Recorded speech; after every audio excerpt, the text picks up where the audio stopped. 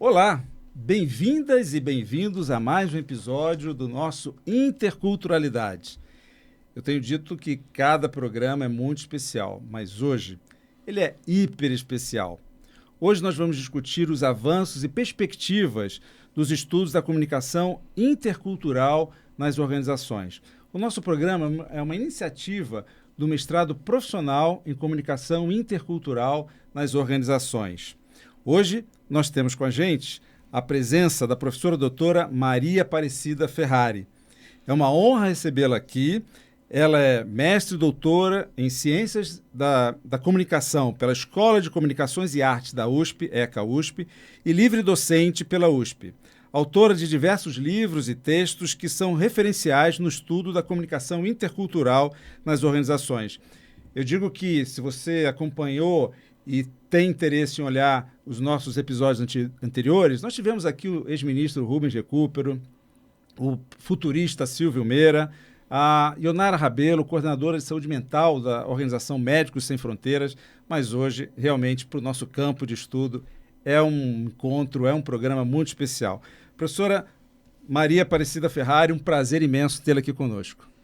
Muito obrigada pelo convite. Também é um prazer estar aqui com o professor Neto, com o professor Patrício e a Vanessa. Muito bom.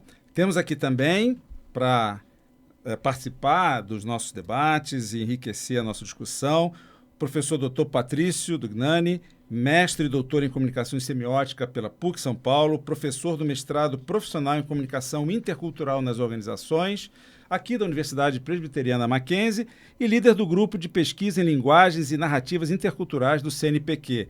Ele é autor e ilustrador de livros infantis. Professor Patrício, prazer. É um prazer, Neto, né? Prazer estar aqui nessa mesa, né? Uma mesa de responsa, né? Vamos dizer assim, né? Está acompanhado da professora Maria Aparecida Ferrari, acompanhado da Vanessa, acompanhado de todos vocês. Espero que seja que a gente tenha uma mesa bem rica aqui para discutir um assunto que é cada vez mais importante quando a gente pensa em comunicação intercultural, né? Esse encontro entre culturas, né? Então, estou bastante animado. Muito bom. Temos também a professora Vanessa Puerta, doutoranda em Comunicação e Semiótica na PUC São Paulo, mestre em Comunicação pela Faculdade Casper Libero, fundadora do Interculturability and Company e atuou também como presidente da CETAR Brasil por 2 mandatos. Nós vamos hoje saber mais sobre a CETAR Brasil e o objetivo da CETAR é fortalecer a rede de pesquisadores em comunicação intercultural no país e no exterior. Professora Vanessa, obrigado pela presença. Eu que agradeço a oportunidade, o convite. Para mim é uma honra estar nessa mesa com o professor Neto, o professor Patrício e a professora Maria Aparecida, que já estamos caminhando aí há um tempo juntas. Então, estou na expectativa. Hoje, o dia de gravação do nosso programa, nós temos aula hoje à noite, né, professor Patrício, sim. No mestrado, e tem sido para nós uma referência os textos e reflexões da professora Ferrari. E eu queria começar com ela com a seguinte questão. Como a comunicação intercultural tem se consolidado como um campo de estudo essencial para nós compreendermos as organizações contemporâneas e suas práticas na diversidade e na inclusão? Ok. Acho que para responder a tua pergunta, eu vou voltar um pouco no tempo, dizendo que na década de 80 e 90, nós tivemos os primeiros avanços aqui no Brasil sobre o estudo da cultura organizacional. Eu acho que poderíamos dizer assim, talvez tudo tenha começado por aí, que foi um momento muito importante e, óbvio, nós acadêmicos, pesquisadores e o mundo dos negócios também, olhando muito para o hemisfério norte, porque foi uma época em que nós tivemos os processos de reengenharia, os processos de downsizing, de qualidade total, e muitas pesquisas que foram feitas, pesquisas comparativas, por exemplo, entre empresas norte-americanas e japonesas. Tanto que esse tema está descrito em muitos livros mostrando, por exemplo, os executivos americanos visitando as empresas japonesas e depois eles querendo, no seu retorno aos Estados Unidos, repetir o modelo japonês. E eles viram que não funcionou, né? E não funcionou por quê? Por algo chamado cultura. Sim. Então, quando a gente fala da cultura e da cultura organizacional, a gente está falando de um conjunto de valores, de crenças, de comportamentos, de maneira de pensar que dá identidade a uma organização, né? Então, essa organização ela passa ao longo do seu tempo, ir marcando o território e definindo essas características, essa maneira de ser. E só ao longo do tempo é que nós vamos perceber o quanto nós estamos envolvidos nessa organização.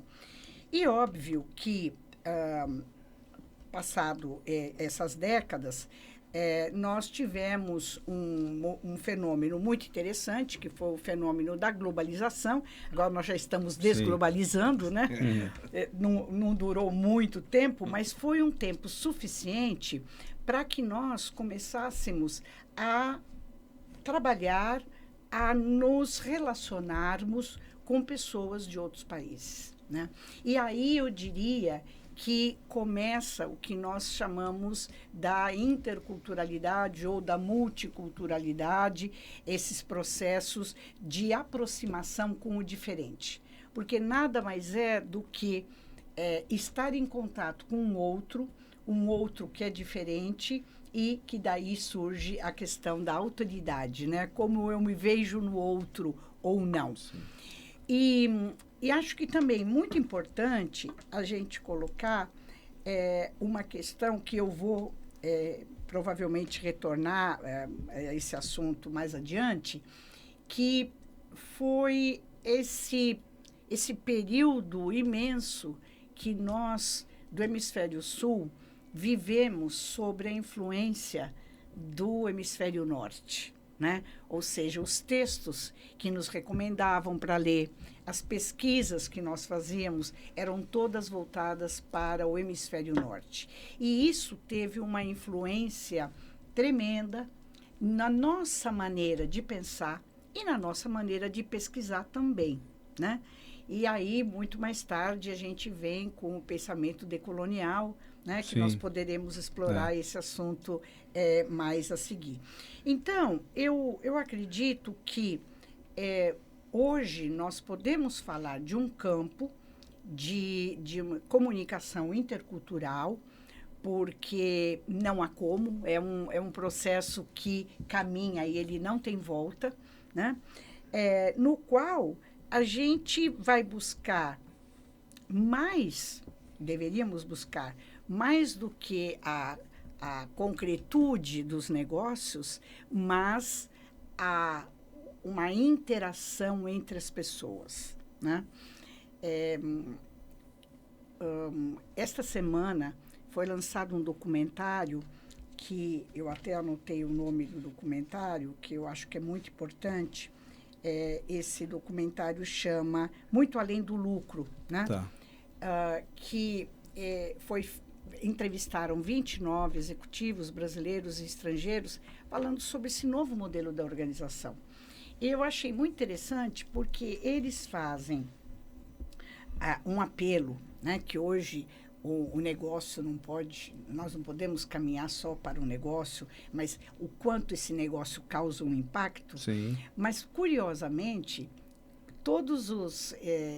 eu assisti o documentário, todos os entrevistados, eles estão muito preocupados com o impacto no indivíduo, mas em nenhum momento alguém falou da questão da interação e das diferenças, né, que nós temos dentro da organização. Sim. Ou seja, a questão da interculturalidade não entra no debate, porque ainda é muito forte nas organizações a questão do negócio. Sim. Não que eu seja contra isso, muito pelo contrário. Sim. A empresa precisa manter o seu negócio vivo e crescer. Mas qual é o impacto social que essa organização está provocando e qual é o impacto social que nós poderíamos nos planejar, né, para alcançar. Potencializando os resultados, né, professora? Exatamente, porque quando a gente fala em impacto social, eu estou falando das pessoas que formam a organização. Sim, sim. E quem é que forma a organização? São as pessoas. Sim. Será que são todas as pessoas da mesma classe social? São todas pessoas brancas? São todas pessoas hétero? São todas pessoas católicas? Enfim, são pessoas que não têm nenhuma deficiência? Lógico que não, né? O mundo é plural. Então, a comunicação intercultural, ela vem para ocupar um espaço que eu considero absolutamente estratégico, e o profissional agindo como um analista de cenários junto à alta direção. Sem dúvida. Ou seja, alimentando, né, com um repertório essas pessoas que estão liderando a organização. E aí, professor, assim, a gente vê que em questões bem práticas, né, de empresas internacionais que atuam em diversos países, a questão de reuniões que você precisa ajustar fuso horário. Uhum. Tem a questão da religião, que é aquele período do Ramadã, hoje em dia, várias empresas têm participações árabes, né? Então, isso traz um efeito também, não só estratégico, como muito prático, não? Exatamente. Hoje mesmo tinha uma notícia na televisão dizendo que o Alcolumbre, o presidente do Senado, ele estava fora porque ele estava no período nas festividades do Yom Kippur. Sim. Né? Então, evidentemente, ele não estava a par de tudo que tinha acontecido no Congresso. Gente, estamos falando de um país plural, né? Verdade. Várias religiões, várias nacionalidades e diferentes maneiras de pensar. Então, isso tem que ser levado em consideração. Sem dúvida. Enquanto a senhora falava, me veio também o documentário Indústria Americana, ganhador do Oscar. Sim. E eu quero trazer para o professor Patrício a seguinte questão sobre a importância hoje de pensar a interculturalidade, a comunicação intercultural para o exercício da liderança. Como é que você tem visto esse processo nos seus estudos também, nas suas pesquisas? Olha, concordando totalmente com a professora, e pensando, né, que é justamente um viés que eu observo muito é o campo da comunicação, porque eu venho muito mais do campo da comunicação do que o campo da administração, digamos. E quando a gente observa esse campo, o que a gente tem visto nos últimos anos, né, num processo de globalização, os meios de comunicação cada vez mais acelerados, né, os meios de comunicação cada vez mais misturando as culturas. Quer dizer, cada vez fica mais difícil você pensar numa cultura no singular, né? Pensar o Guedes como, né, o conceito de culturas, né? Você não fala mais culturas, você fala em culturas. Então, nesse sentido, qualquer liderança, porque quando a gente pensa, às vezes a gente pensa a liderança, digamos assim, das empresas, mas as lideranças culturais, as lideranças governamentais, as comunidades, quer dizer, e nós, né, pessoas comuns que andamos nas ruas, cada vez mais a gente tem esse cruzamento, né? E esse cruzamento, ele precisa buscar um certo equilíbrio, né? Porque senão, como a gente até estava comentando outro dia, né, com o Neto, o processo de, né, essa entrada do estranho, né, do diferente, do estrangeiro, do imigrante, muitas vezes é visto como um incômodo, né? Ou, enquanto não está em crise, é visto como uma mão de obra barata, quando não, é alguém que está querendo tomar o meu lugar, né? E aí, esse desconhecimento entre os contatos, né, é o que gera, muitas vezes, a xenofobia, a violência.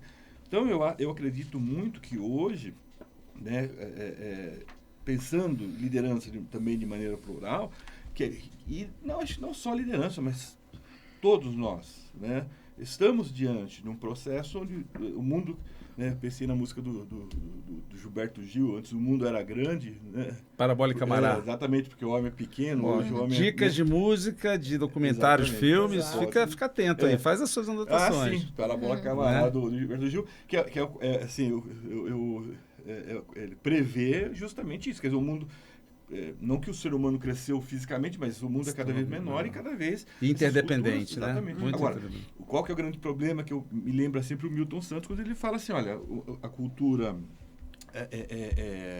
nesse processo de globalização, né? Ele diz assim, não está vendo uma globalização justa, pelo contrário, ela é desequilibrada, ela é injusta, ela promove muitas vezes a sobreposição de uma cultura, uma visão mais etnocêntrica, como a professora falou. Então, para hoje, para a vivência de todo ser humano, é pensar isso. Sim. Pensar justamente que nós temos...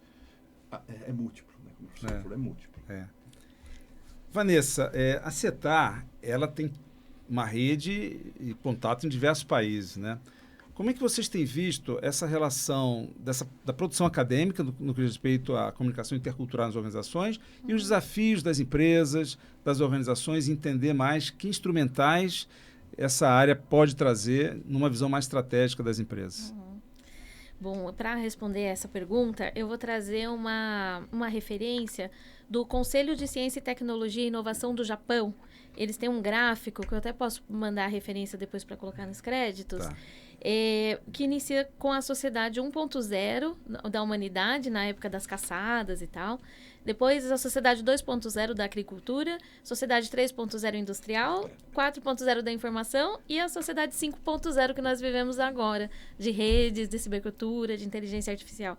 Então eles falam que uma sociedade centrada no ser humano, na qual o desenvolvimento econômico e a resolução de questões sociais vão ser resolvidas, né, por meio de um sistema altamente integrado do ciberespaço e o espaço físico.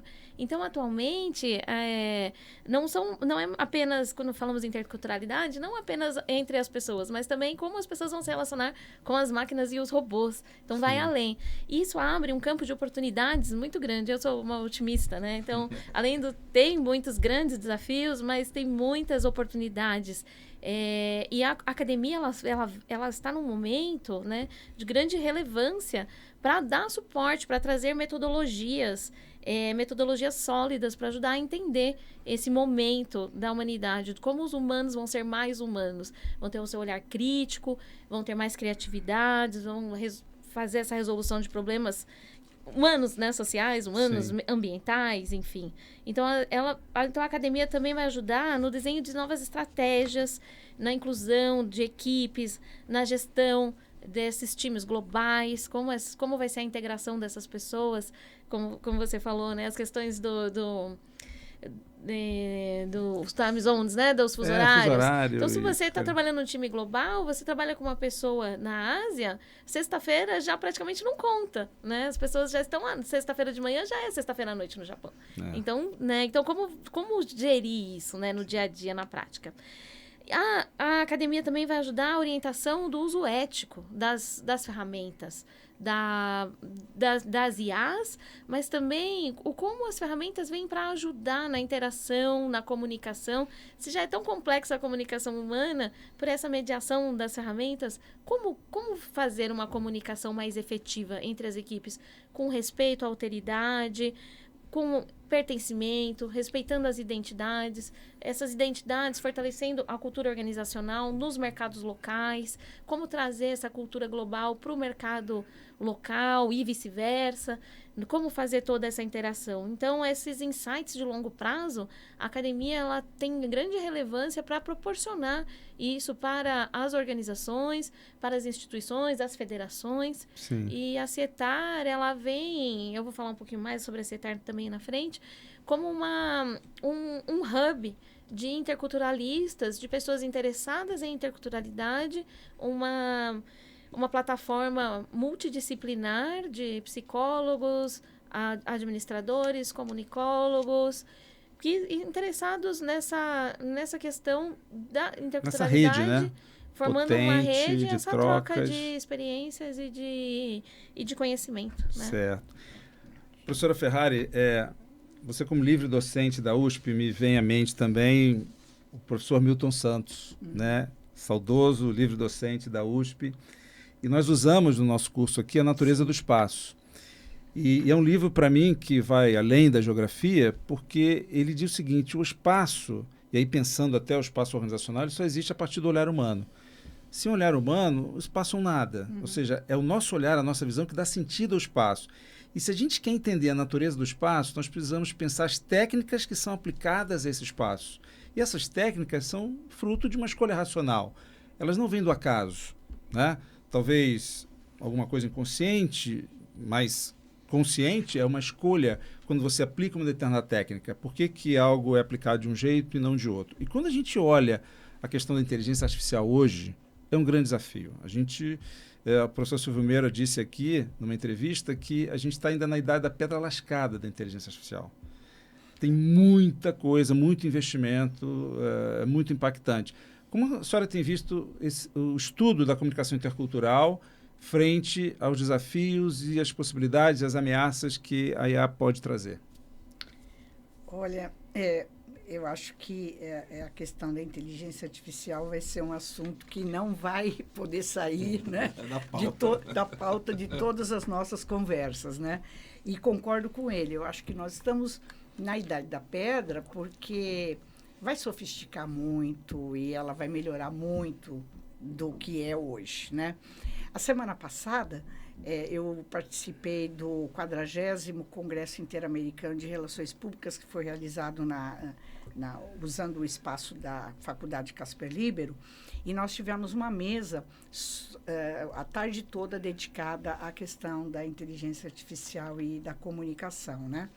Então, o que nós conseguimos apurar, depois de ouvir todos os especialistas, né, comunicadores e pessoas que trabalham em empresas com tecnologia, é que a inteligência artificial ainda, pelo menos agora, é um instrumento, né, que nós devemos tomar muito cuidado em como usá-lo, né? Por quê? Porque as bases da inteligência artificial que nós usamos, que a maioria de nós usa, porque tem algumas empresas que têm bases praticamente privadas, né? Eles têm as suas bases também, por uma questão de segurança. Elas dão conta de responder quando nós perguntamos sobre dados de pesquisa, números, isso vai muito bem.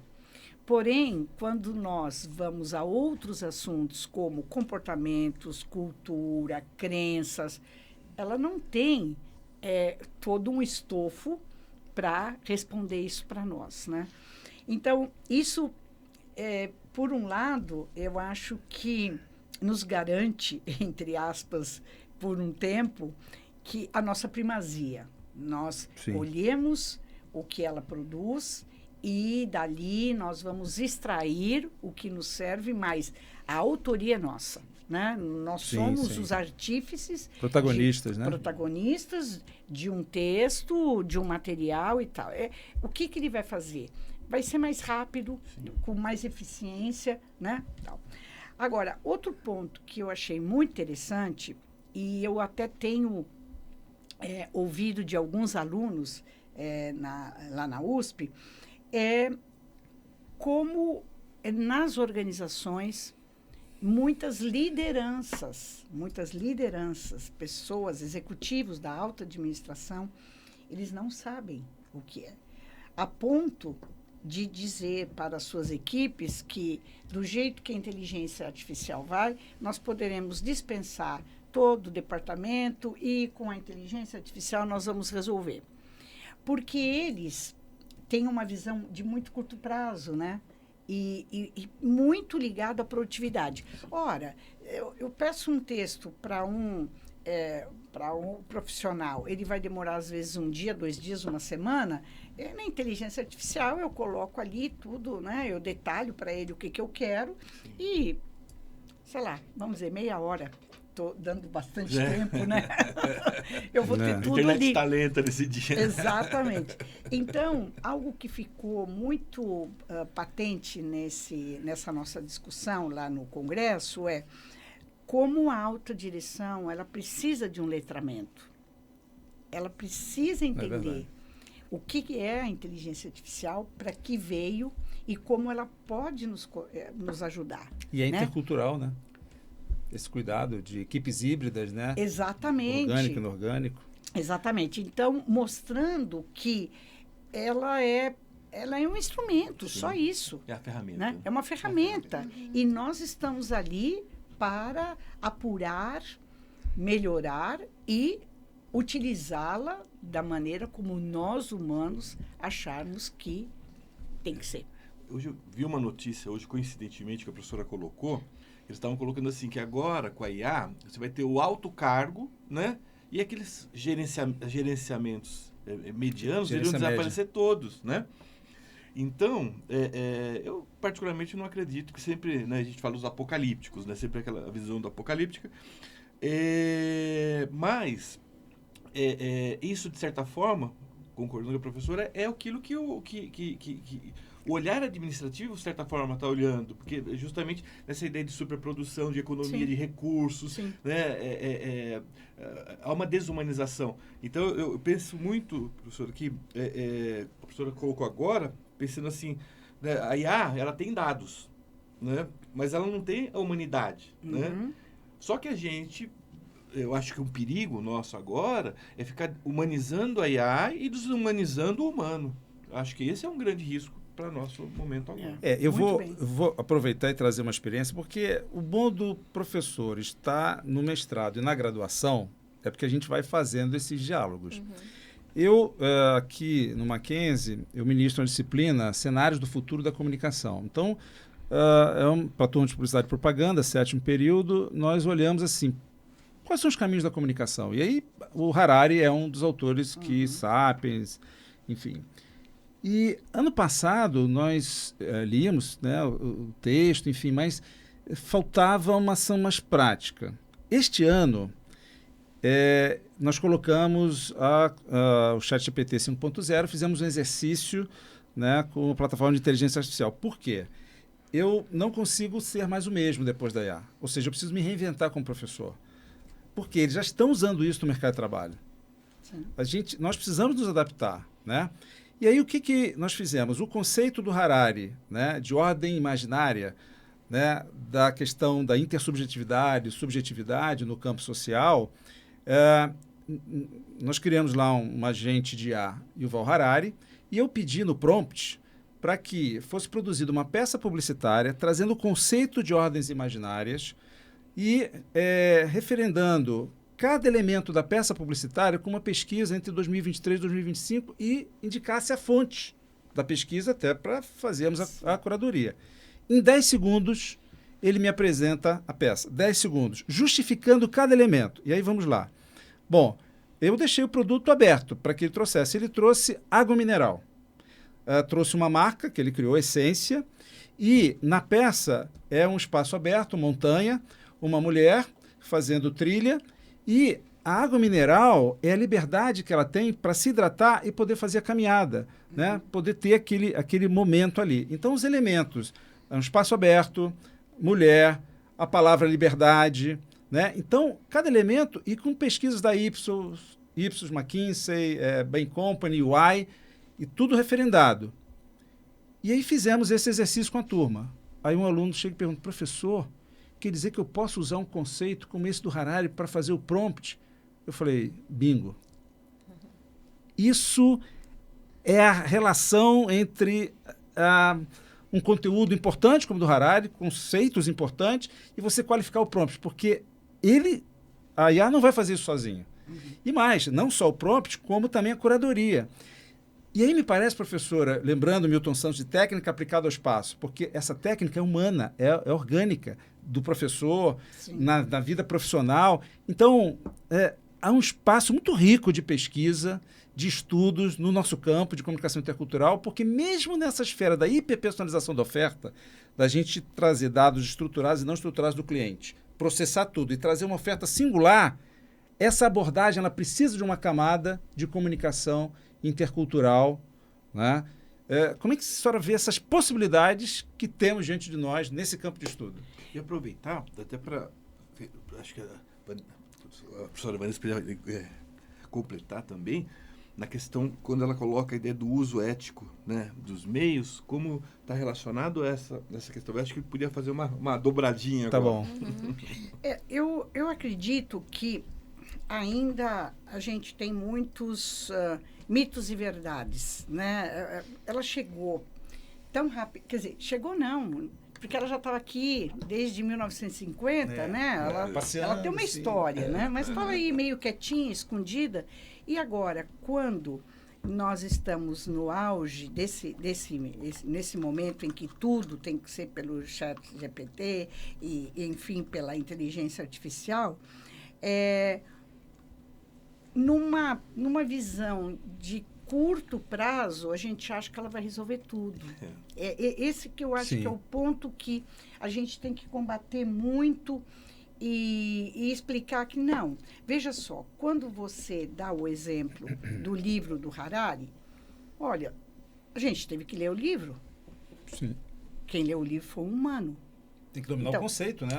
Exatamente. Então, esse humano leu o livro, ele teve uma interpretação e foi através dos conceitos que estavam aí do autor que ele usou para criar a situação para Sim. que a inteligência artificial nos desse uma resposta. Quer dizer, sem isso, a IA também não ia funcionar. Então, a gente vê Perfeito. que a supremacia do humano é muito forte.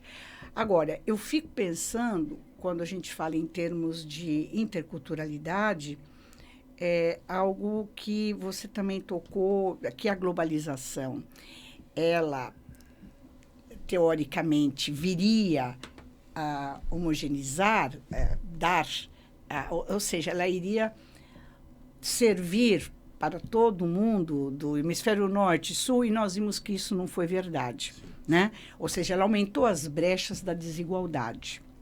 Então, a IA também não pode criar as brechas da desigualdade entre culturas diferentes, não tão desenvolvidas, quer dizer, não tão desenvolvidas de acordo com o meu padrão. Sim. Porque para eles, Sim. que nós chamamos, né, para aquele povo, para aquela cultura que eu chamo de não desenvolvida, eles são desenvolvidos. Tá certo? Então, será que a IA também não pode acontecer? Porque a base de dados deles, ela é montada, né, de acordo com os algoritmos e com o que ela tem. Ela pode, muitas vezes, valorizar determinadas culturas ou não. Certo. Então, eu acho que a gente tem que colocar o humano acima de tudo, né? Temos que colocar o humano acima de tudo para poder gerenciar. Perfeito. E que a última resposta seja nossa e não dela, talvez.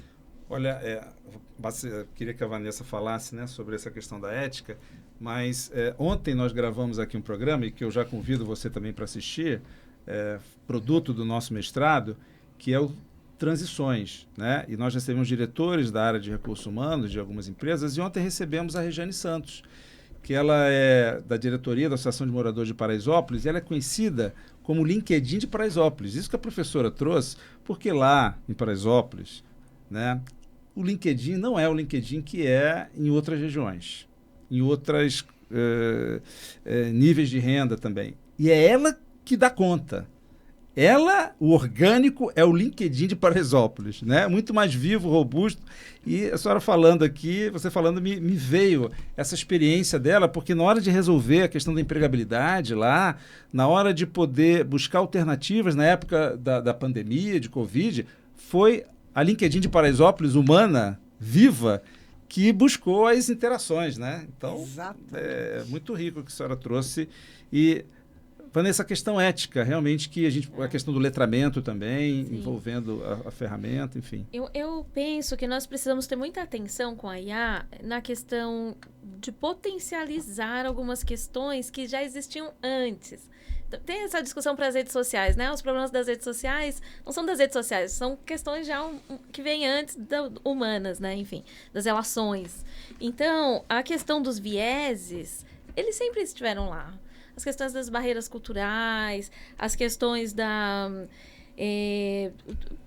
identificar, né, as barreiras e as diferenças, enfim, elas sempre estiveram lá. Então, o quanto agora o uso da IA vai ajudar na diminuição, né, na mitigação, ou vai potencializar ainda mais esses vieses? Então, essa é uma questão importante.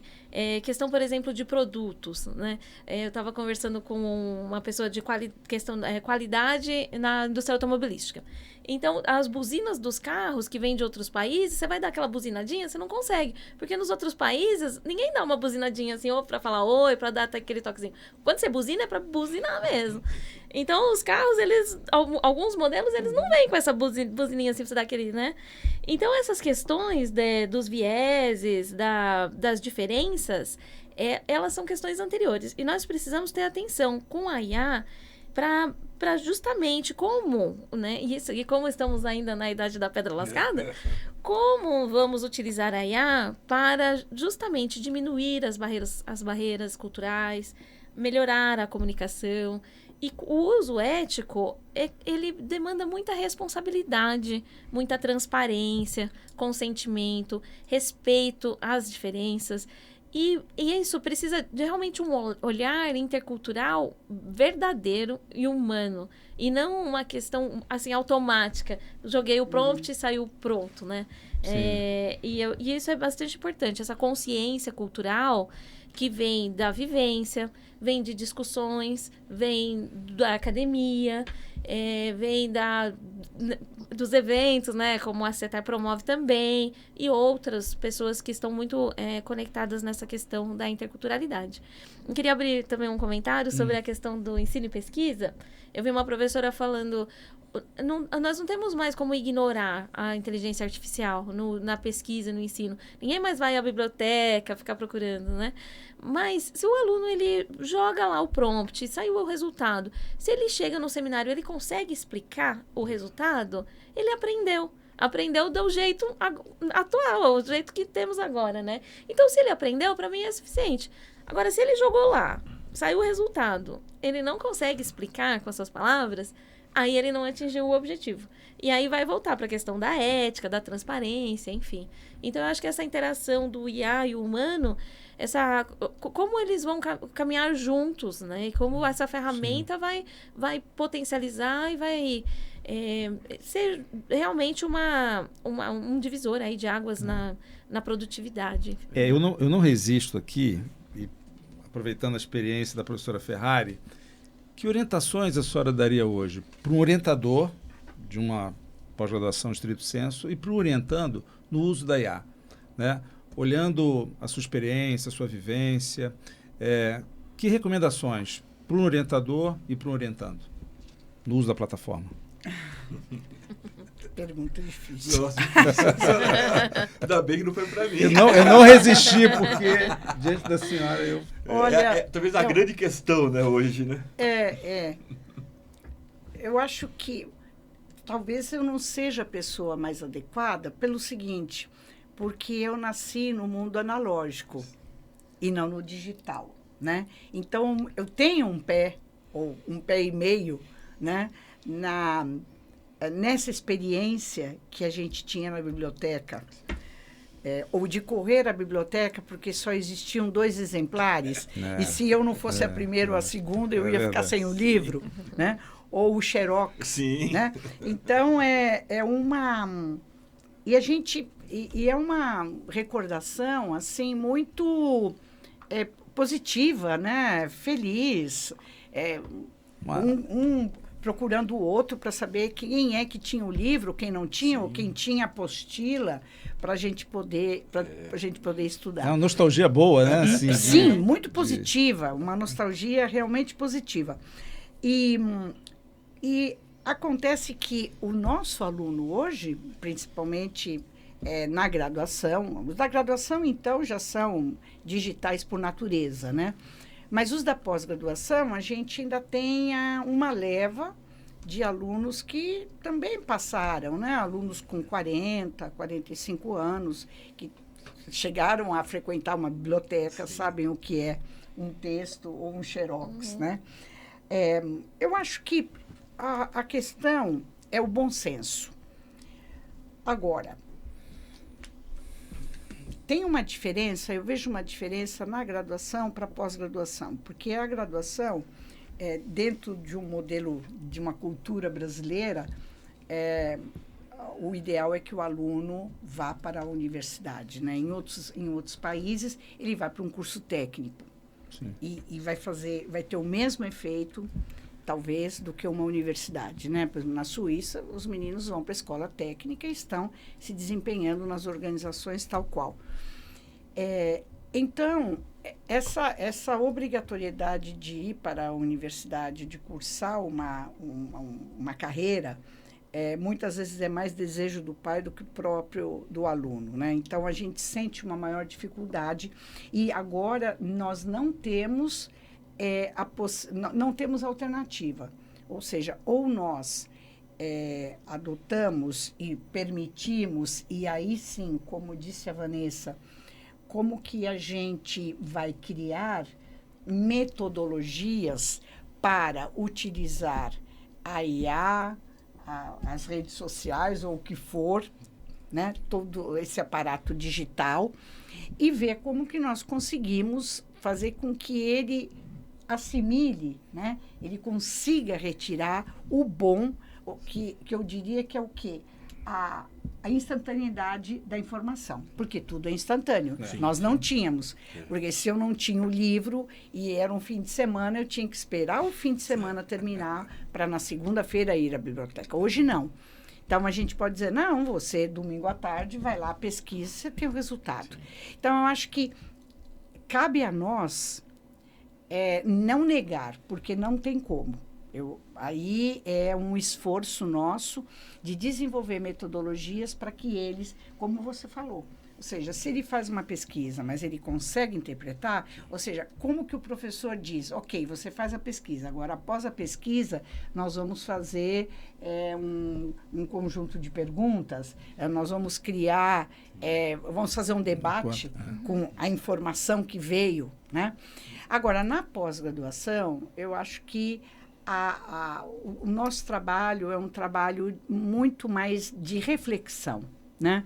Porque nós estamos trabalhando com pessoas que querem, ou seja, por vontade própria, se dedicar a um mestrado, a um doutorado, a um tema, e esse tema tem que ser aprofundado e, portanto, vai requerer uma reflexão a mais.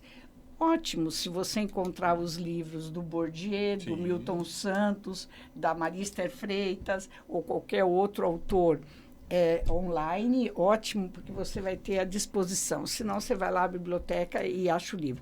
Mas a reflexão, eu acho que é outra, né? A gente tem um espaço maior para, na pós-graduação, estabelecer um espaço de reflexão e de diálogo maior do que na graduação.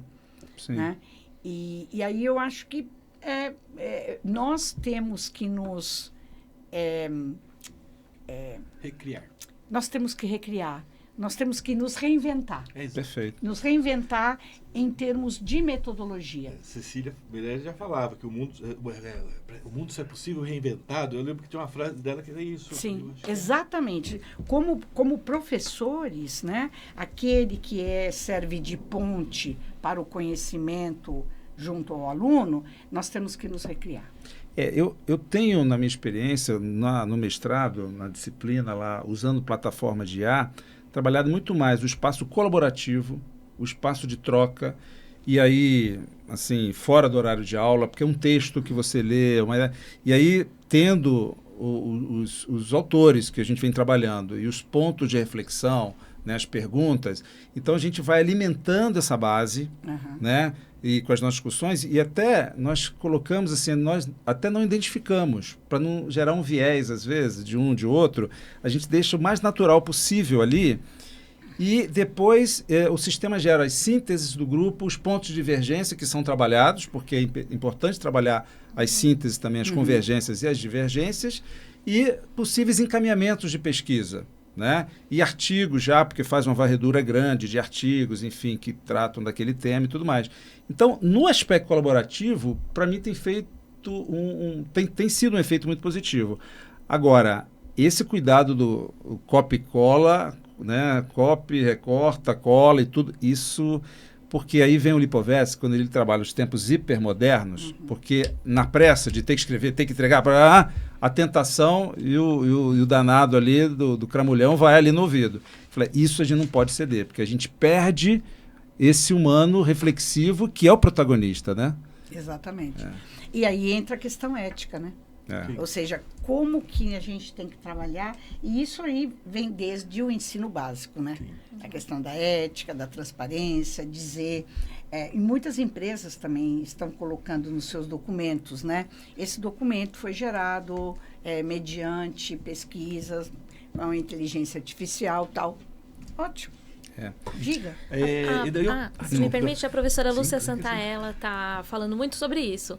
Ela está falando que os textos estão sem vida, sem alma, muito rasos. E que, então, ela está escrevendo também sobre isso, muito. Fica uma referência para... Bom.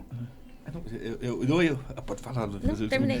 Nós entramos juntos, mas eu estava pensando nisso e pensando justamente que... como ainda estamos na pré-história, ainda estamos no período da mistificação da IA. Que eu acho que isso é uma coisa também importante, porque ela chega, embora ela já esteja presente há algum tempo, né, seja no imaginário, seja em tecnologias que foram entrando, mas teve uma explosão do assunto IA nesses últimos anos, e essa explosão também, ela foi repentina, mas... eu penso muito, e eu sempre volto para mim, o dilema da promessa iluminista, que é justamente, né, toda tecnologia que chega, toda técnica que chega, vai tirar o ser humano dos atos alienatórios, das ações repetitivas, e vai possibilitar, vai liberar o ser humano disso, e o ser humano vai poder ter tempo para se especializar, ou ter tempo para buscar a sua autonomia, e essa promessa parece que nunca chega, né? Mas que ela vai sendo substituída por uma nova tecnologia. E dentro dessa visão, a gente que estuda comunicação observa que a cada nova tecnologia vem a primeira fase, para mim, é a fase do deslumbramento. A gente tem um deslumbramento com aquela questão, e isso me lembra um caso que eu também estava lendo uma notícia sobre a Suécia, que ela estava assumindo uma meia-culpa, né? Onde ela foi um dos primeiros países a abandonar a escrita, a liberar, né, os iPads e tudo, e que agora ela está voltando atrás, ela está recuperando essa escrita porque ela viu. E ela está dizendo, olha, acho que erramos porque fomos afobados, porque fomos nos maravilhando perante esse deslumbramento. Então, eu acho que estamos vivendo uma fase da IA que é o deslumbramento, que é preocupante, que é cautelosa, mas que, pensando de maneira mais integrada, ela vai assim, fechar determinadas oportunidades e abrir outras. Né? Lembrei, minha esposa outro dia, olhando o jornal, os classificados, né? No jornal físico, os classificados, ela achou ela ficou até curiosa, eu não lembro se ela mandou currículo ou não, mas ela é da área da psicologia, eles estavam contratando psicólogos para ensinar a IA, né? Que é justamente para pensar. Então, quer dizer, essa é uma nova carreira que ninguém pensou.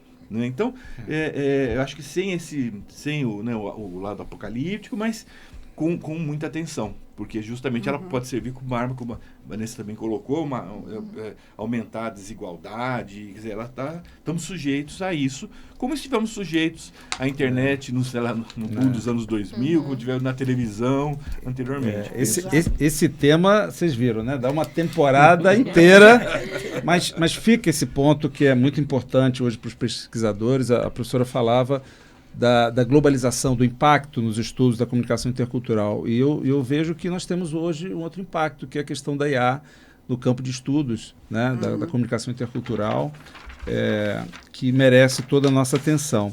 Bom, nós vamos para o terceiro bloco, o tempo corre, voa aqui, é tão bom poder tratar dessa nossa disciplina. Professora Ferrari, nós tivemos aqui, no primeiro episódio nosso, a Bruna Cortella. Ela é gerente do Banco do Brasil no Japão. E ela tem uma história muito interessante, porque ela é do Banco do Brasil, e ela foi numa regional que reúne cerca de 30 agências. Ela era a única mulher gerente, há um tempo atrás.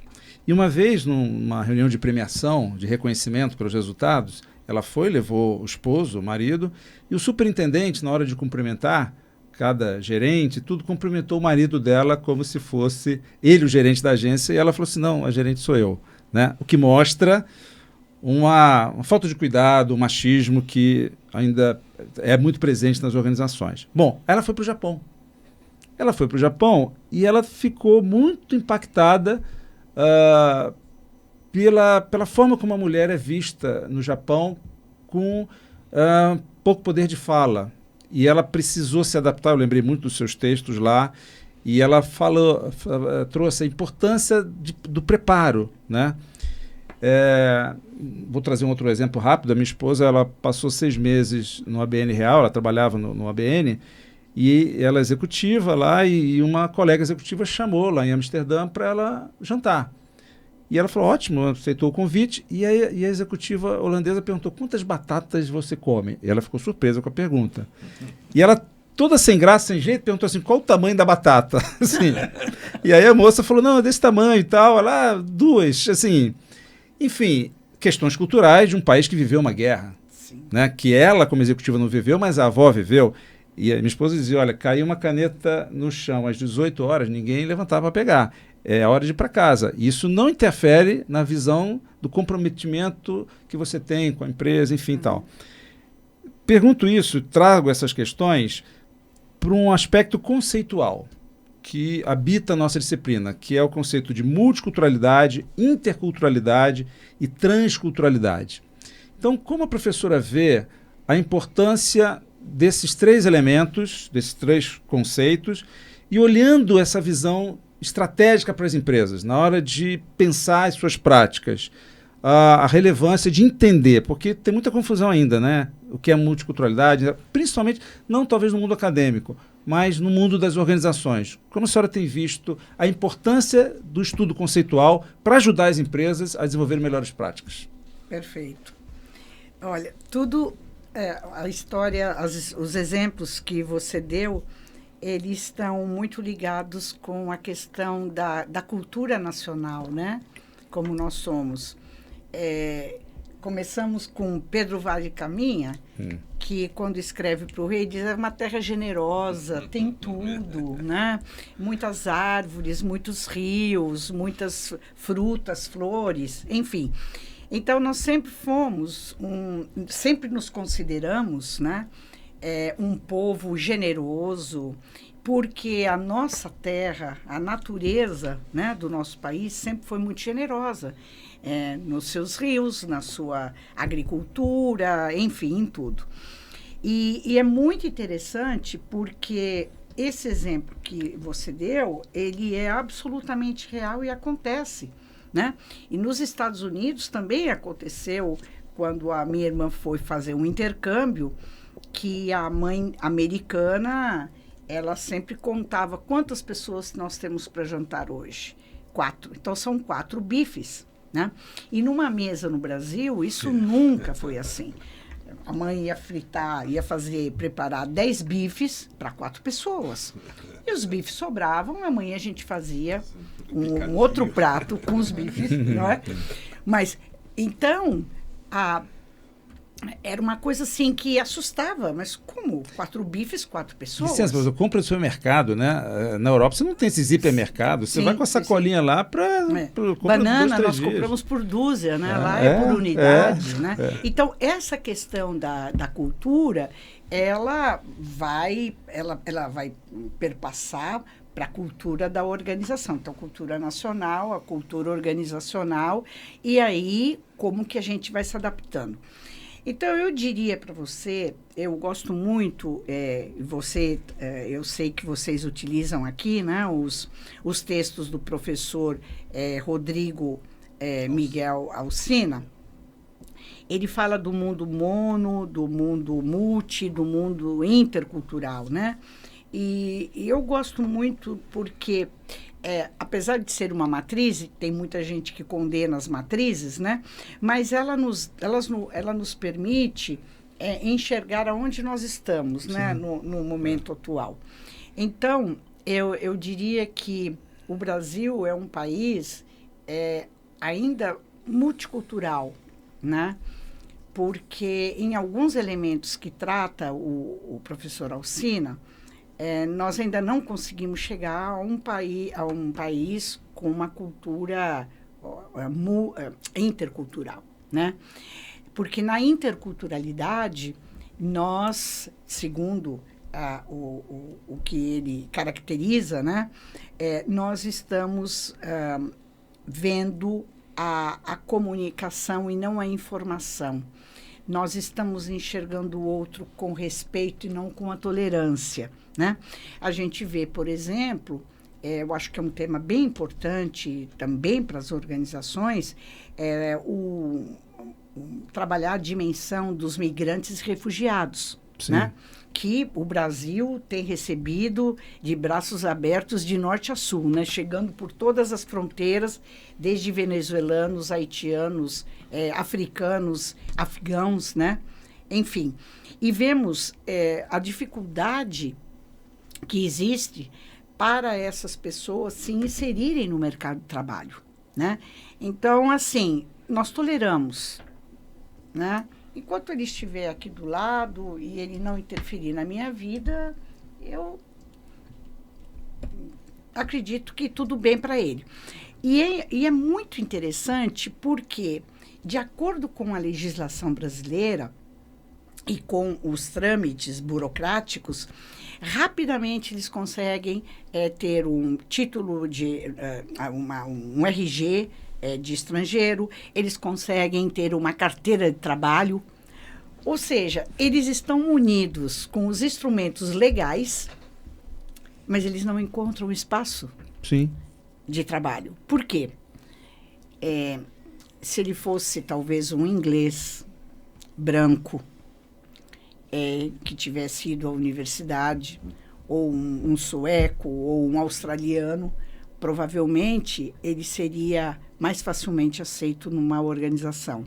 Mas se ele é um afegão que vem de um país em que terrorismo é muito comentado, existe, ou se ele vem da Síria, ou se ele vem do Haiti, se ele é negro, e se ele não tem um curso universitário, ou mesmo que ele tenha um curso universitário, ele vai ter muito mais dificuldades, né?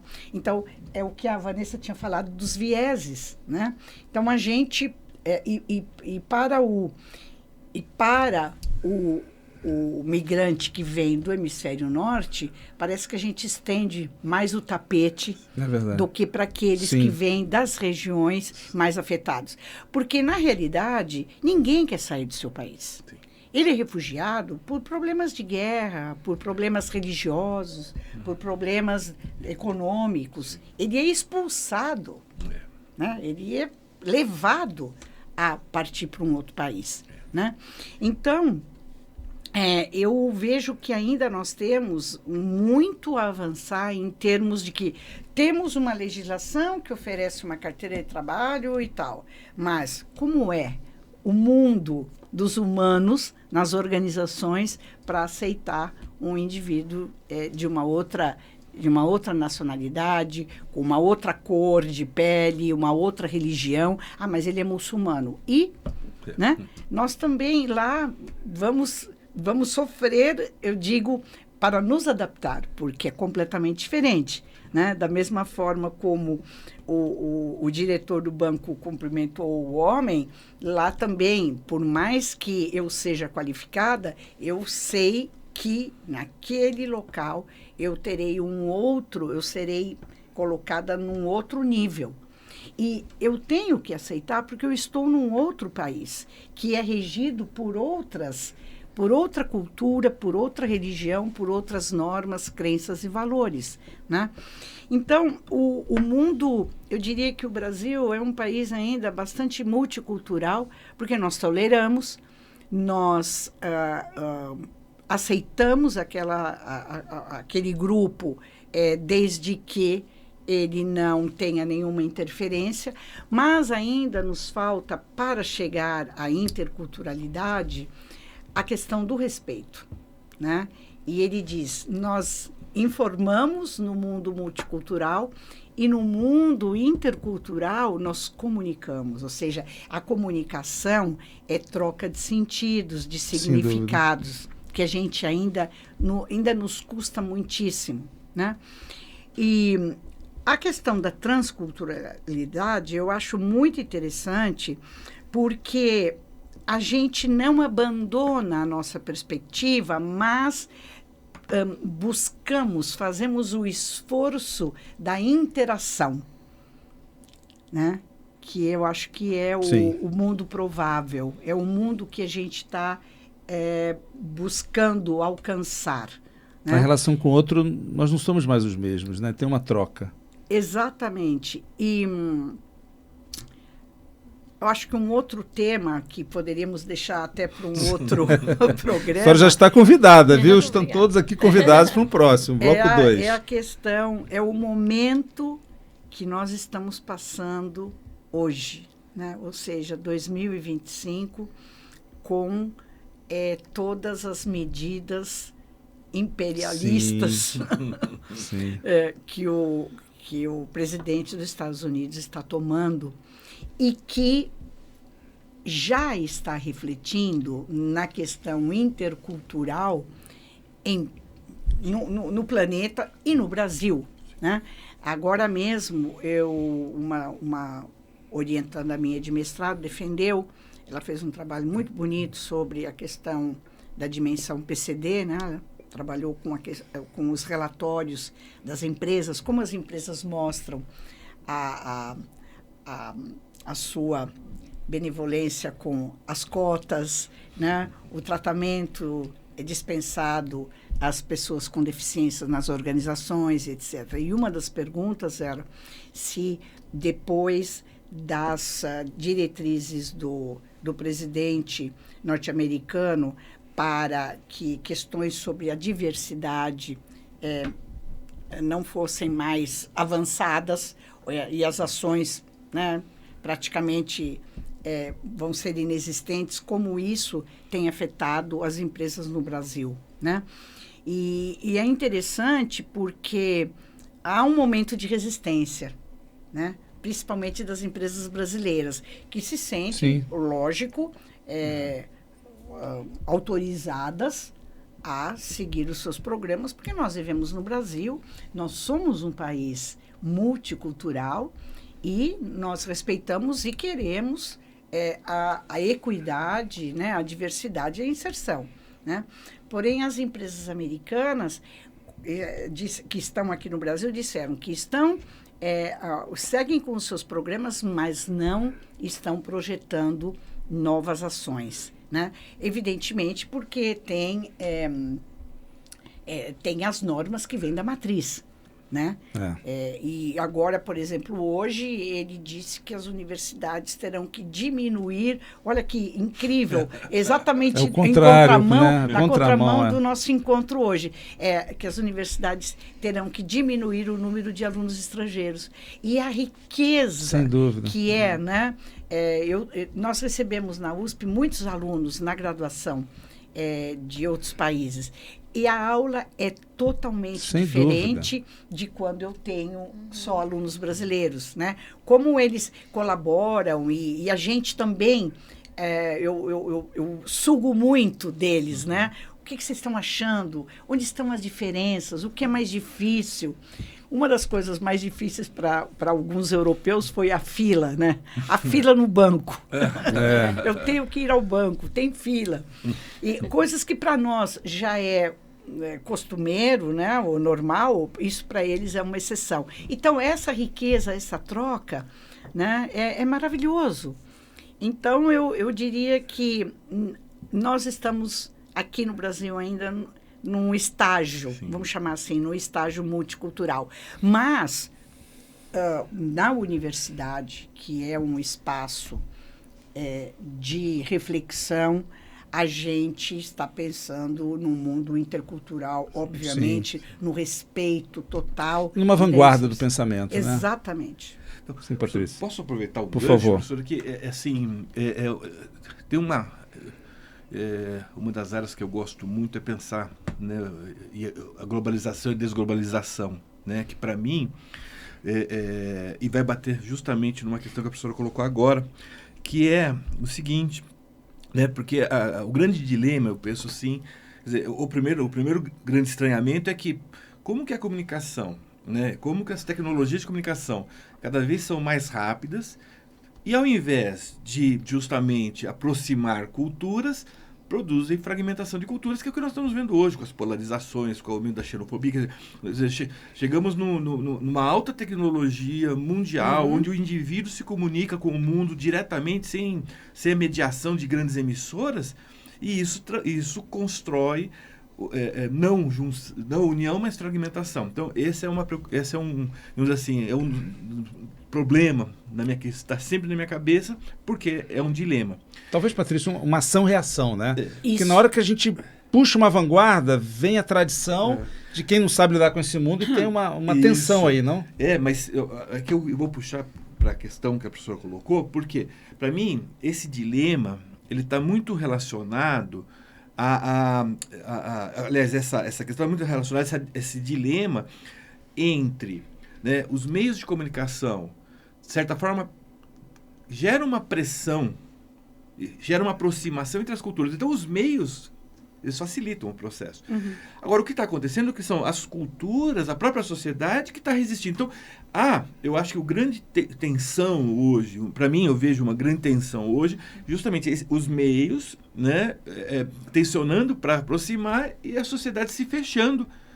E aí eu vi justamente na questão que a professora colocou. Quer dizer, no Brasil nós temos legislações, né? Então, a técnica ela está aberta e facilitando os encontros, né? E justamente os preconceitos, os imaginários que justamente estão separando. Então, eu acho quem que isso utiliza é uma grande a lei? É o humano, é o homem. Exato. Então, a lei existe e dá toda a garantia, a legibilidade da pessoa conseguir um trabalho. Mas quem assina a carteira é um humano. Sim, é. E é uma sociedade que ela se abre e se fecha, olhando a sociedade como um todo, mas sabendo que são vários grupos. Eu, por exemplo, eu questiono muito essa ideia de que numa empresa existe uma mesma cultura. São várias culturas dentro da organização. Sim. E há sabedoria em perceber essas várias culturas e promover esse diálogo, a criação nessas várias culturas. Vanessa, você que tem visto pela CETAR, eu gostaria que você falasse rapidamente aqui, nosso tempo voa, mas sobre a CETAR e da importância dessa rede internacional que, através do professor João Batista Cardoso, o coordenador do nosso mestrado, nós fomos apresentados e vocês têm já conversado com os nossos alunos, com a equipe de professores, tem sido ótimo essa parceria. O que você tem visto sobre a importância desse nosso tema, comunicação intercultural, no mercado de trabalho, numa maior atenção das empresas? Eu tenho alguns orientandos, eu faço questão de botar em contato com diretores de empresa, com consultorias também, e eu sinto o seguinte, eles não sabem muito bem o que é interculturalidade. Aliás, não sabem o que é, mas têm interesse em saber. Eu vejo pela pergunta, mas como é que é isso e tal? Eu vejo pelo esse interesse. Então, me parece ter um bom sinal de que é algo que se deseja saber porque sente a importância. Exatamente. Bom, eu venho do mercado, sempre trabalhei em empresas multinacionais e a minha ida para a academia foi justamente essas inquietações, porque eu via as barreiras, as diferenças, as questões das relações matriz-afiliada, relações de poder, a questão, como a professora falou, conflitantes entre a lei local e as diretrizes globais e como lidar com isso.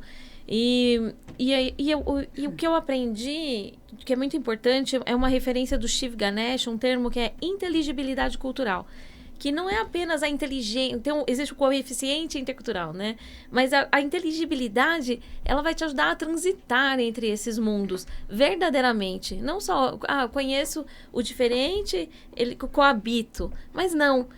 Ter realmente essa interação de respeito, de entendimento, uma comunicação verdadeira, uma qualidade interacional nesse contexto da empresa, né? Então, isso ajuda a refletir os dinamismos das culturas e os problemas estruturais e normativos que vêm dessas relações. Isso é bastante importante. E a CETAR é uma sigla, né? Significa Society for Intercultural Education, Training and Research. Então, é uma rede, como eu falei no começo, multidisciplinar de pesquisadores, acadêmicos, consultores, psicólogos interessados nessa discussão. Então, os eventos da CETAR, as publicações, elas estão para justamente promover a essas questões interculturais e ajudar as pessoas a transitarem, né, nesses mundos. Muitas pessoas entram na CETAR porque morou tantos anos na Tailândia, no Japão, agora voltei, eu queria entender essas diferenças. Por que quando tem a repatriação, é um choque reverso, né?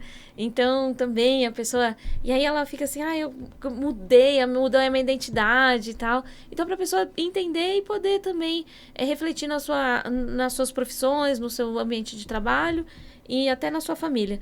Nós falamos sobre a transculturalidade, né? Um exemplo disso são os TCKs, são as crianças de terceira cultura, né? Third Culture Kids. Então, como essa criança, o pai é de uma nacionalidade, a mãe de outra, a criança nasce em um outro país. Então, como ela vai lidar, né?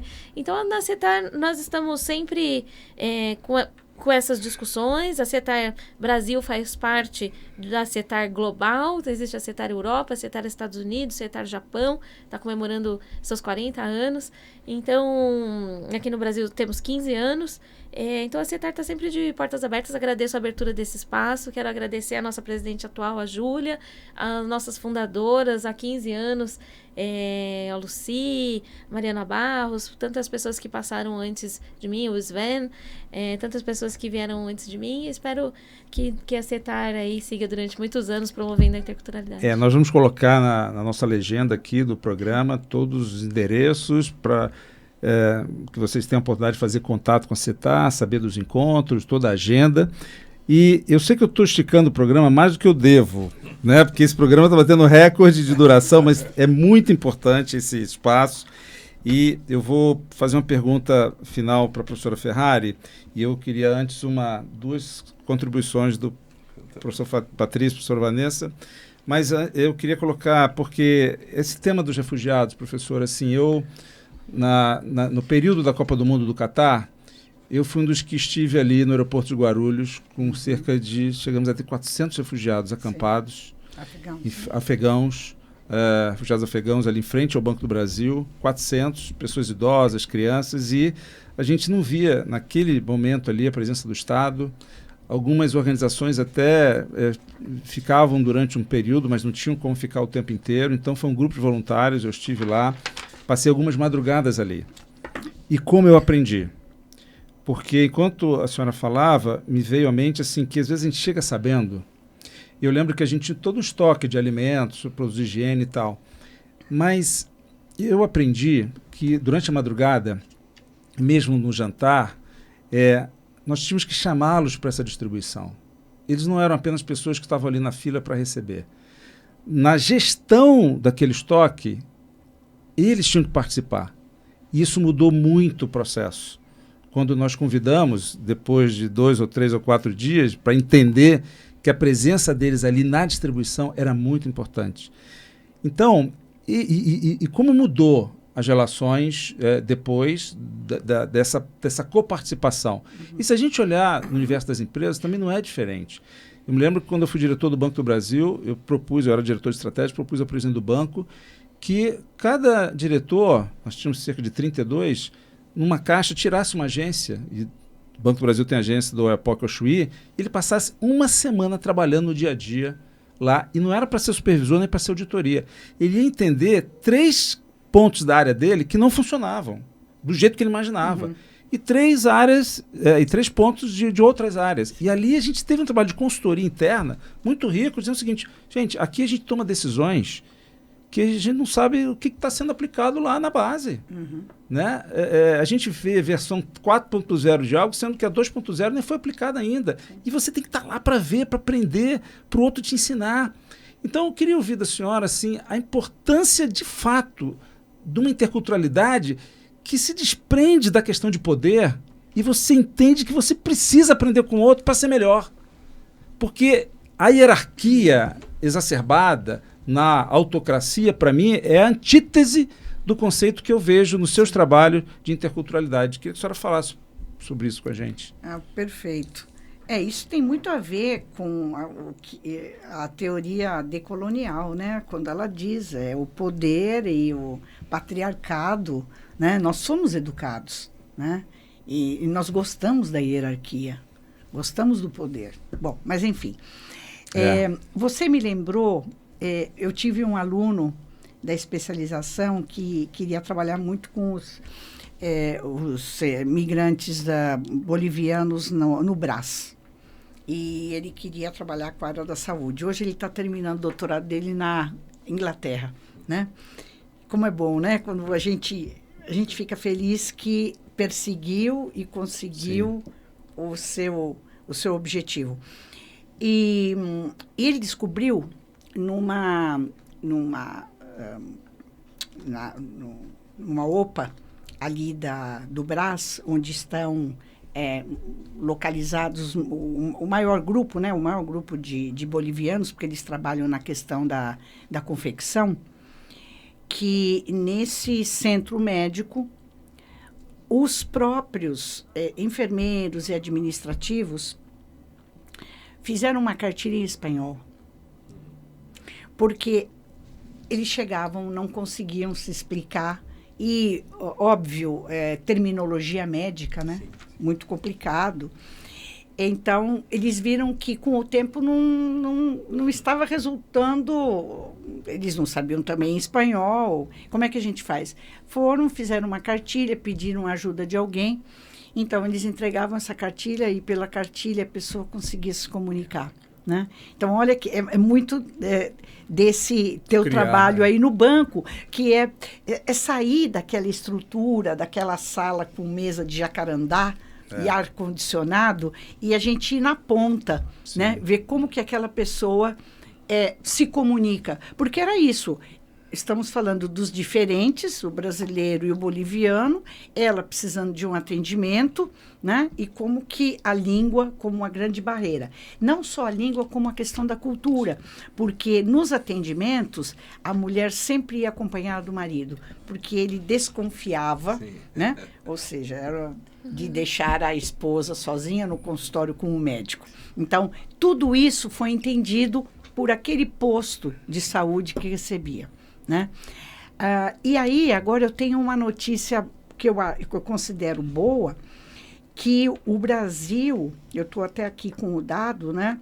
Ele incluiu uma profissão chamada, uma função chamada mediador intercultural. Opa! Bacana. Então, esse profissional, um mediador intercultural, ele já faz parte da Classificação Brasileira de Ocupações, a CBO, está inserida na categoria de trabalhadores de atenção e proteção a pessoas em situação de risco, né? Ela ainda não foi regulamentada como profissão, apenas reconhecida. Então, daqui para frente, vai ter todo um processo junto ao Congresso para que seja aprovada uma lei para que possa, então, ter esse profissional. E já temos 2 pessoas que são consideradas mediadores interculturais trabalhando com os afegãos de São Paulo, né? Porque estamos falando de pessoas que vêm do outro lado do mundo, com um idioma, uma língua totalmente diferente, cultura, religião, né? Que tem que conviver e interatuar e interagir numa sociedade brasileira também bastante complexa, bastante diferente da deles, né? Então, todos esses esforços têm sido trabalhados com o pessoal da Acnur, Sim, né? Acnur. Que tem trabalhado muito junto ao governo federal para que isso seja aprovado. Essa profissão já é aprovada, já existe em Portugal, no Canadá e em vários países, né? Então, a gente está aí muito esperançoso, que eu tenho uma aluna agora de pós-doc, que vai trabalhar essa questão do mediador intercultural, né? Para a gente entender um pouquinho mais. Porque isso, num país na dimensão do Brasil, sem dúvida, como isso fica? Ou seja, se nós não tivermos cada vez mais esse olhar, e vamos dizer, um olhar profissional. Claro, claro. Né, com conhecimento, para poder lidar com essas questões, onde estará o respeito para esse outro? né? Olha, eu quero agradecer a professora Ferrari porque ela trouxe a pauta de próximos programas aqui. A presença da Acnur para discutir esse tema e desses pesquisadores que estão trabalhando com os refugiados afegãos e será um tema bem relevante aqui. Obrigado, professora, pela pauta. E eu queria, no encerramento mesmo, porque agora realmente a gente estourou todo o tempo, foi ótimo, tem sido ótimo, que Patrício, Vanessa, professora Ferrari, trouxesse a dica de um livro da área, ou um filme, né, que vale a pena a gente ler, poder aproveitar o filme, ou seja, que transita nessa temática que nós temos trabalhado de interculturalidade. Por favor, Patrícia, você é o primeiro. Primeiro você. Como ele já veio bem preparado, ainda bem que você deixou a gente bem preparado. Eu tenho um filme que eu acho sensacional, não sei, acho que você deve ter assistido, é mais antigo, que é o Despachado para a Índia, de 2006. Não sei se vocês viram, Despachado para a Índia. É uma comédia romântica, né, divertidíssima, de um rapaz que sai, ele vai abrir, na verdade, como se diz... para vender, como se diz, me fugiu. Comércio. Pequeno comércio. Isso, mas de atendimento telefônico, sabe? Como o telefone é uma telemarketing. Telemarketing, isso. Telemarketing. A empresa fechou, acho que nos Estados Unidos, se eu não me engano, eles foram abrir na Índia porque era mais barato. E aí ele vai se deparar com as situações engraçadas culturalmente, do que comer, de como comer com a mão, de como ir ao banheiro. Olha, acho super intercultural para mim esse filme. Penso nessa dica. Boa dica. Vanessa, por favor. Olha, sem ter combinado com o professor Patrício, eu também trouxe uma referência de uma mãe imigrante indiana que enfrenta as autoridades na Noruega. O filme chama Uma Mãe Contra um País. Uma Mãe Contra um País. Eu não conhecia. Esse filme é um filme bem pesado, é um drama que as autoridades da Noruega retiram as crianças da família, falam que às vezes não tem condições de criar criança porque eles comem com a mão, né? E outras questões de xenofobia, existe até questões do casal, né, do machismo ali entre o marido e a esposa, enfim. É um filme, é baseado em fatos reais, então é um filme bem pesado, mas aí combinamos aí na questão né? indiana. Vai com a comédia e vai com o drama, né? Que bom, boa dica, professora. Bem, eu vou indicar um TED Talks que eu gosto muito, de uma nigeriana chamada Chimamanda Adichie. Sim. E esse TED chama-se O Perigo de uma Única História. É muito lindo, ele também existe, é um pequeno livro, também está em livro, em formato de livro, mas ela faz um discurso, né, ela conta um pouco da vida dela, né? E é muito interessante, porque ela vai estudar nos Estados Unidos, vai morar no campus de uma universidade e compartilhar um quarto com colegas americanas. E era uma mulher negra, muito bonita. E a primeira manifestação da colega de quarto como você fala bem inglês? Perfeito o seu inglês. E ela falou, sim, eu moro na Nigéria, um país da África, porém, a nossa língua oficial é o inglês. Aliás, outro dia eu vi algo semelhante na Casa Branca. Lembra quando recebeu sim, o presidente da Nigéria? O presidente elogiou, né? Nossa, o seu inglês é muito bom para o presidente. Que surpreendeu. Exatamente. Então, é muito interessante esse TED, porque ela fala exatamente da questão dos preconceitos, dos estereótipos e da história única. Porque a nossa história, né, como eu falei em alguns momentos, né, é uma história que nos foi contada pelo norte, branco, inteligente, que é dono das pesquisas, das melhores obras, não é? Da cultura total. E aí ela diz, né, muitas histórias importam. Muitas histórias têm sido usadas para desapropriar e difamar, mas também outras histórias podem ser usadas para empoderar e humanizar. Então, eu acho que ele cabe muito bem para os alunos do curso de comunicação intercultural e para nós também, né? Sem dúvida. Lógico que nós que trabalhamos com essa questão já nos policiamos e se trabalhamos com isso é porque nós acreditamos, né, na comunicação intercultural. Mas, às vezes, também nós falhamos, não somos perfeitos.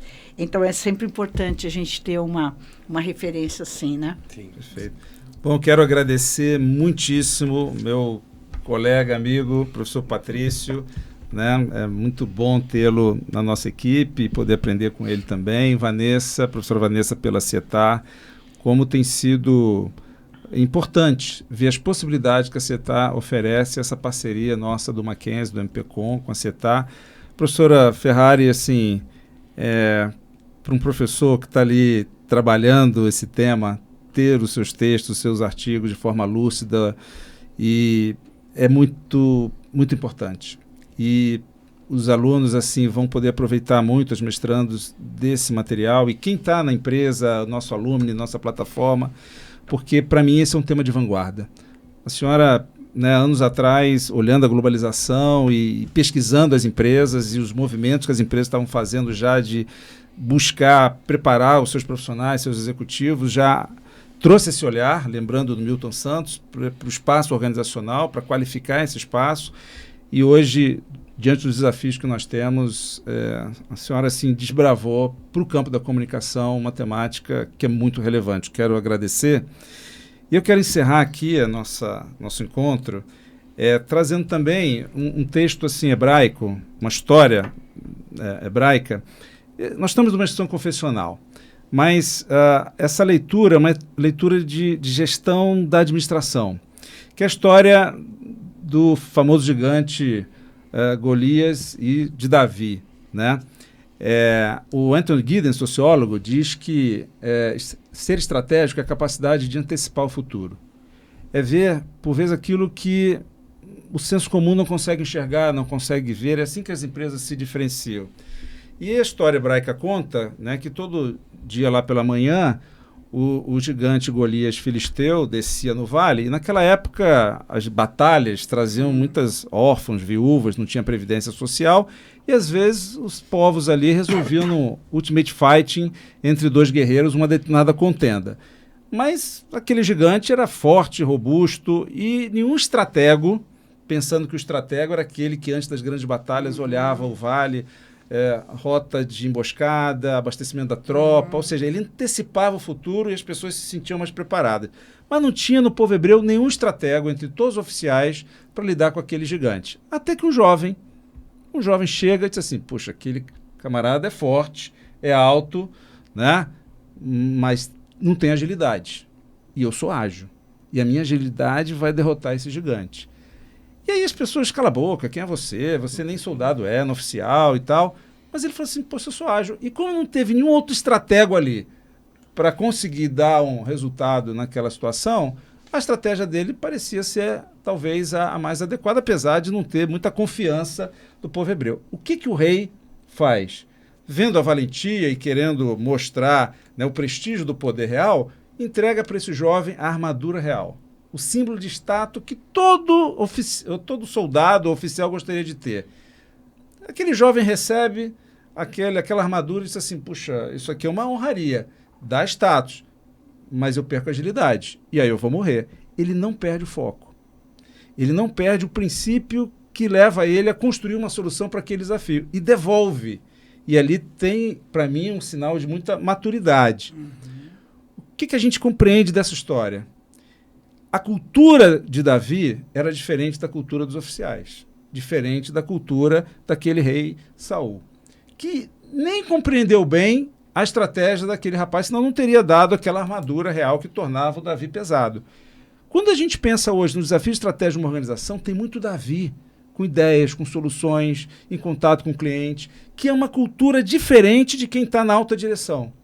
E a dificuldade de ouvir. Por isso que eu fico muito feliz e realizado em ver mestrandas nossas trabalhando a comunicação ascendente como um caminho de uma relação intercultural impactando a estratégia, trazendo caminhos para a estratégia e pesquisando empresas como a Berge, iniciativas de valorizar a comunicação ascendente como espaço estratégico. Então, eu vejo esses desafios nossos e que são tão importantes na vida organizacional e o que me dá muita, digamos, certeza de que nós estamos num bom caminho. E é nesse sentido que eu queria te convidar a assistir os programas anteriores, se você ainda não assistiu, e estar conosco aqui nos próximos episódios, ok? Te espero, continue com a gente e divulgue na sua rede de contatos, porque eu tenho certeza que esse programa de hoje, em especial, vai fazer toda a diferença na sua visão estratégica. Aquele abraço e nos encontramos em breve.